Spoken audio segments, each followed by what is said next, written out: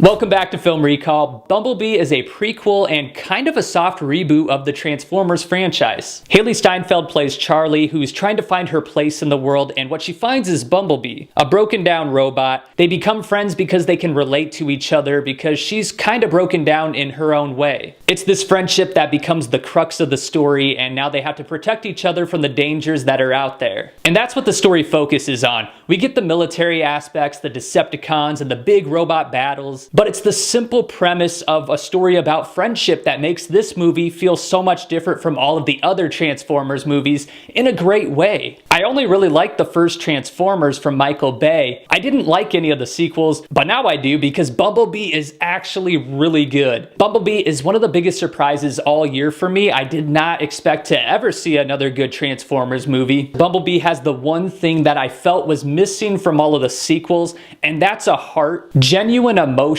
a sense that what's happening on screen really matters. So when the action gears up, there are stakes to it, and it definitely doesn't hurt that the action itself is some of the best looking and best staged sequences in the franchise. The effects are also the best they've ever been. The transformations look as real as ever, and it actually looks like the people are in the same room as these robots. There's a real sense of scale and weight to them. It's incredible what CGI can do when it's mixed with practical effects. CGI is always at its best when it aids the production and it's not just used as a crutch. This is miles ahead of Age of Extinction and The Last Night. I actually thought that the further the series went along, the effects started to look worse. Here the action is coherent. I can actually see what's going on because there's not just a million cuts and edits and close-ups. But the thing that really made me latch onto Bumblebee is that there are actual characters, likable characters. Hailee Steinfeld knocked this movie out of the park because she's a dramatic actor first and an action actor second. Even Bumblebee has the most depth he's ever had. He's a fully developed three-dimensional character. While I was watching the movie, I forgot that this robot doesn't actually exist because Hailee Steinfeld completely sells it. This time around, the robots aren't just punchlines. Actually, you know what this felt like? This is the closest we will get to a live-action adaptation of The Iron Giant. Unless we actually do get an adaptation, but until then, this is the adaptation that we never had.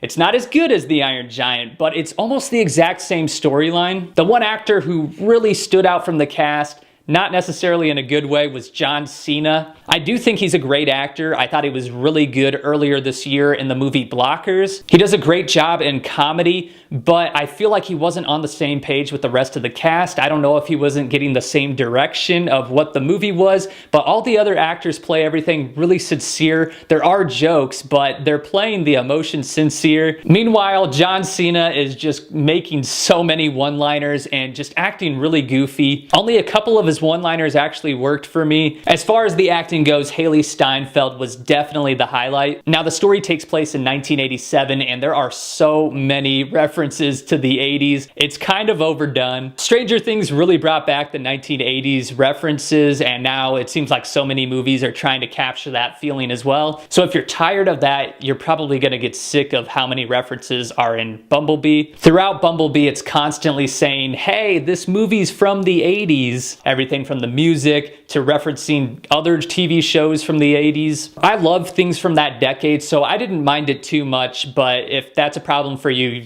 hold on.